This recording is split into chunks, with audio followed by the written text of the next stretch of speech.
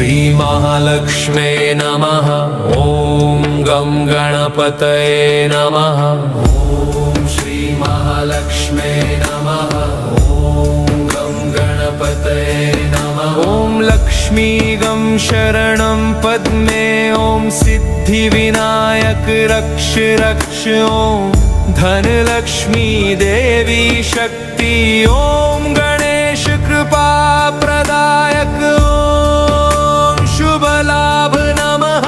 ॐ मंगलम शक्तिदेव। ॐ आनंद ज्योति लक्ष्मी। ॐ विघ्ननाशक गणेश। ॐ हृदय पूर्ण शांति। ॐ लक्ष्मी गणेशाय नमः।